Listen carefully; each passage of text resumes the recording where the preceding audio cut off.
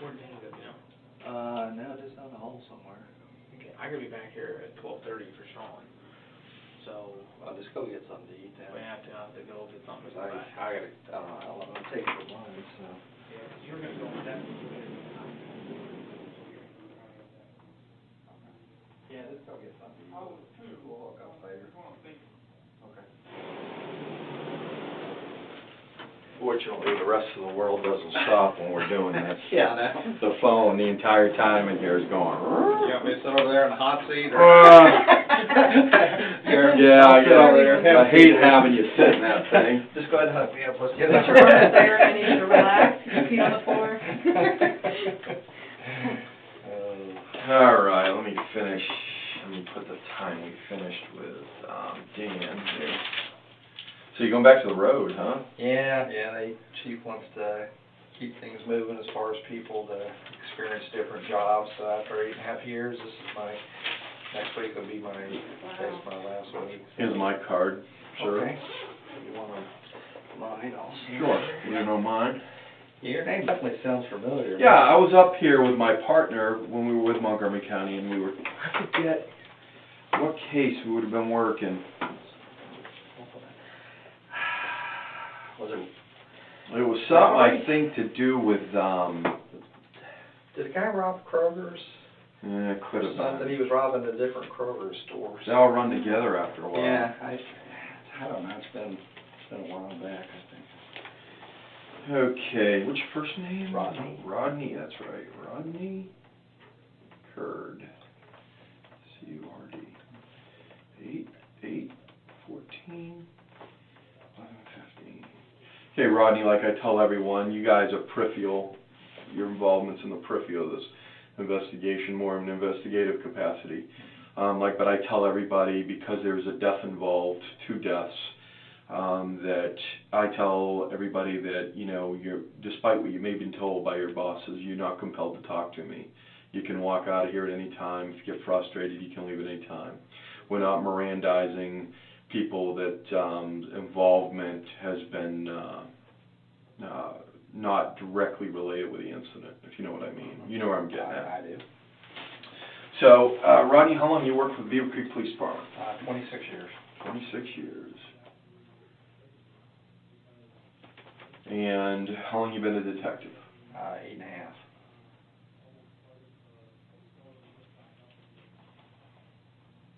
And are you assigned general assignment? Yes.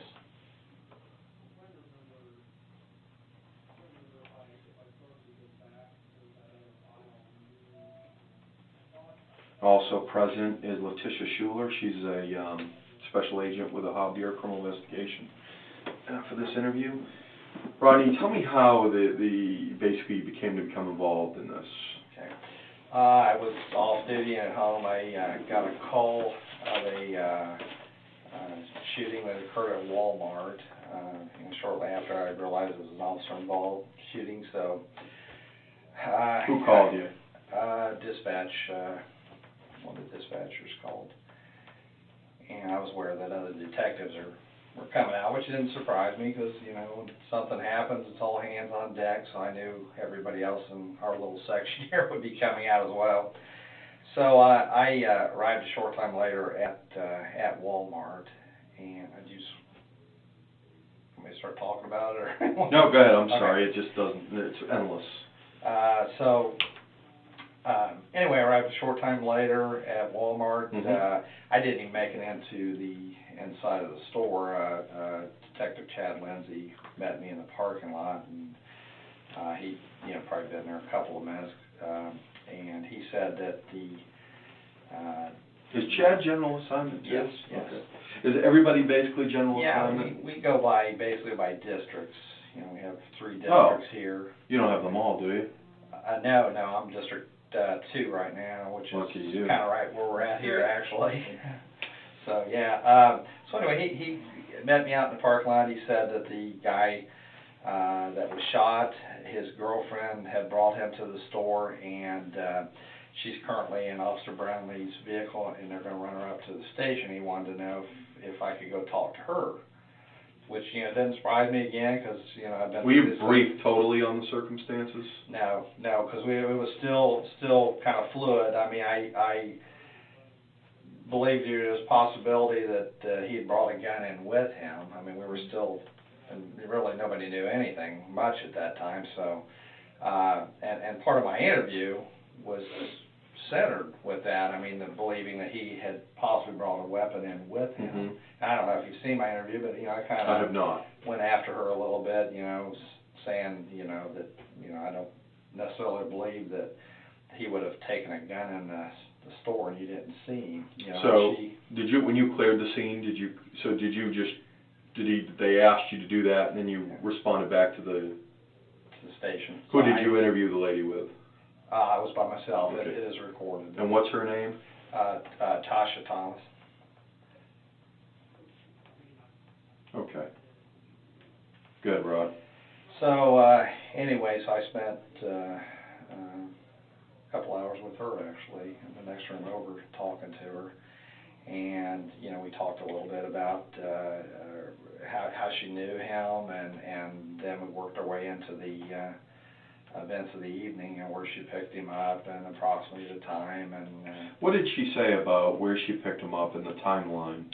She said about 6 o'clock that evening she picked him up at the Premium Outlets in Cincinnati, which I guess is Monroe. Yeah. And she said that his mother had brought him there, and then he got in her Suburban.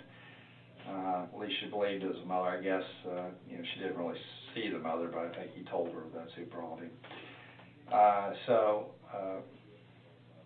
don't know. I don't want to keep. No. I want to get into. I mean, I don't want to get into every little nuance of the interview, because we're going to watch it. Sure. But my main concern is the timeline of what she tells you, of when she picked him up, the gun, when you questioned her about bringing a gun. I do know that it certainly appears that he removed a toy gun or a pellet gun or airsoft, whatever you want to call it, from the store. So I want to know what she says about picking him up, what the purpose was for the trip. Right. And so he was going to, he got in her vehicle, and one thing, I don't, you know if you've done this search warrant and all that stuff, but I asked her, I said, what did he have with him? Because again, at the time I believed it was a good possibility he had the gun with him. I asked her what he had with him, and she said he got in the Suburban with a white grocery bag. You know, she described it as being a plastic bag, and she didn't really know what was in there. And you know, we moved in. Did he have a gun with him? And she said, no, I don't know him to carry a gun. And again, I kind of, you know, got a little aggressive with her, I guess, excuse me, with my interview, because I thought there's no way that this guy carried a gun in the store, and she didn't know about it. And we talked about his history, if she was aware that, you know, if he would carry a gun, and she swore up and down that she didn't think he ever had carried a gun, and had never seen him with one. I mean, we talked quite a while about that. So she said 6 o'clock she picked him up. They drove straight to Walmart, and the reason for going to Walmart, she lives in Fairborn, which of course is just beyond Beaver Creek, so you know, it makes sense as far as her travels. But she said that they were going to make some s'mores, and they wanted to stop at a store to get that. And she said also she wanted to look for uniform tops for her work. And she said that, so they decided to stop at the Walmart there, and they ended up there. I got my notes now. I think she said between what she thought would be, I think 7:15, 7:30 time frame. Okay. So, you know, again, we talked about, okay, when you guys got out of the car, and you know, she described her car to me and stuff, did he have anything with him? And she swore up and down he didn't have anything with him, so this bag she's talking about should still be in the car. She said, you know, they started shopping, and one thing I didn't mention, during the ride down, she mentioned that his baby's mama, who she called Lisa, kept calling him repeatedly, and it sounded like, you know, to our conversation. Of course, she's crying part of the time. You know how that goes. Right. She was upset when we started, so it wasn't an easy interview. But he would have talked to her at least once during the ride. But it sounded like she was giving him a hard time about not wanting him to see the kids when she wasn't there and stuff like that. Just kind of child care things. And so most of the calls evidently went to his voicemail. So when they went in the store, I guess she called him again, and they were in the ladies section. And she even described, what kind of stuff she would have in her cart, because, and everything was, evacuated. So she mentioned about the s'mores and things of that nature should be there. And just so I don't forget about it, later on when we went in the store to, help clear, because there was like a wallet found in one aisle and stuff like that, just to make sure there wasn't anything that somebody would have dropped. I found where she was at in the ladies section, and that cart was there with the work shirt and the s'mores and stuff, so I realized what area she was in. But anyway, so she's in that area. The phone rings again. She says, "Hey, baby, go take the call and deal with it, go somewhere." So he walked behind her and did answer the call, and then she said that's the last time she saw him. She claims she didn't hear any shooting or anything else going on. A short time later, an employee, she believes an employee at Walmart, asked her to leave, and then she was kind of forced outside, and she left her cart there. And a short time later, when she was asking about, she was looking for John, that a police officer approached her and realized there was a connection there and put her in his car, and that, I believe that'd be Officer Brownlee that would have initially contacted her. But did she arrive in Brownlee's car? Yes. To the PD? Yes, she did.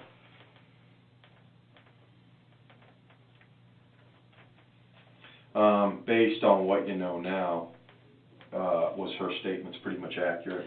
Yes.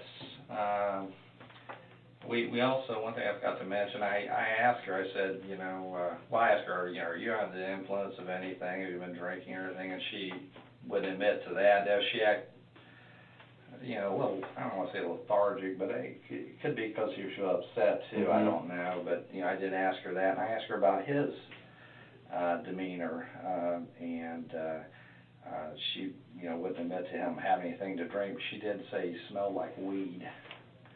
So, that might be something in the talks, but amongst other things, who knows. But she did say he smelled like weed. She used the word weed? Yes. Okay. Was that the gist of your interview with her? Yeah. Cause I mean, we have it, so. Yeah, again, I go after about, I'm having trouble believing that this guy would have had hands on a firearm and you didn't see him.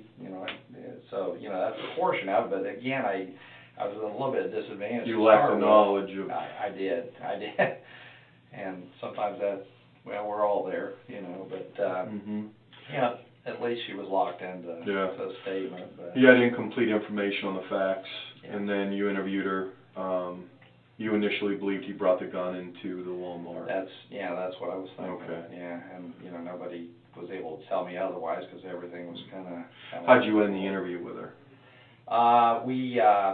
Victim witness arrived here, and I had them come in and talk to her. I did have her complete a statement, which I believe you guys probably got a copy of by now.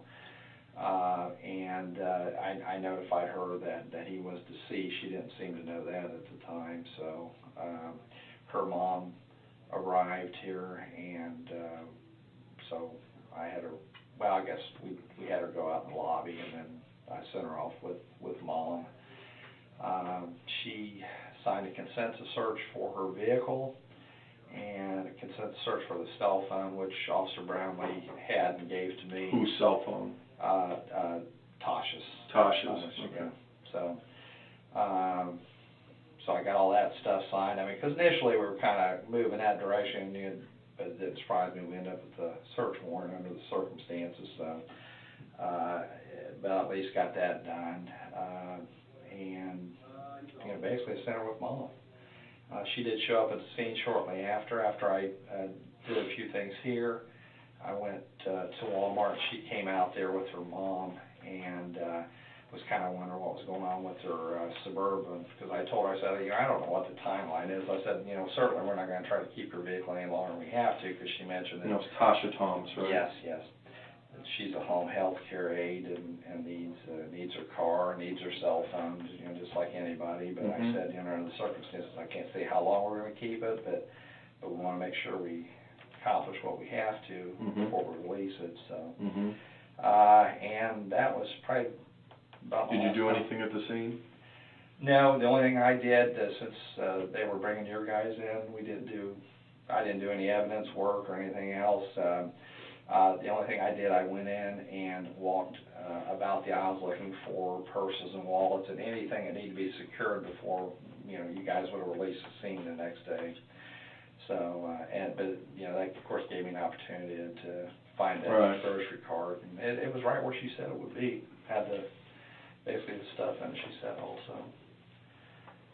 So, you know, in the end, I guess I would have to believe that, you know, that she didn't know anything about any weapon, and she, you know, she claimed she didn't hear any shots fired, which, yeah, it's a little surprising. But we had a homicide here a couple of years ago where there was 5 people sleeping in a 2-story house, and the son shot the dad downstairs and shot him like 5 times, and nobody heard a thing, you know. So I guess it happens. You went back to the cell phone. When you guys took the cell phone, I know she had the battery, she had tape over it. Did anybody take the tape or the battery off of the back of that, off of the phone? Not that I know of. But there seems to be a SIM card or the other micro card missing, so we can't locate it. Okay. I did not. I got it from Officer Brownlee. Okay. We're just trying to attempt to locate that, to give that back to her, because when we returned her phone to her, she was significantly upset that the card wasn't in there because it had all of her pictures on there. So, which I understand, but I just wanted to ask you about that. No, I mean, I don't know why he would have removed it and not given it to me, but I put it in exactly. He said he turned it off, and I honestly didn't want to mess with it. I know, you know, sometimes you want to put them in airplane mode or whatever, but I thought, well, with it off, we're probably in good shape. But and you know, again, I just put it property and kind of as is. So. As is. I didn't do anything to it. Good to. You have anything else? That was it. Just you already said the consent part, and I got to see the interview and talk to Tasha yesterday. So I mean, since you guys were going to be involved, we kind of makes slowed sense. down what we Makes normally sense. do. So Is there anything, Rod, I didn't ask you that you think I need to know?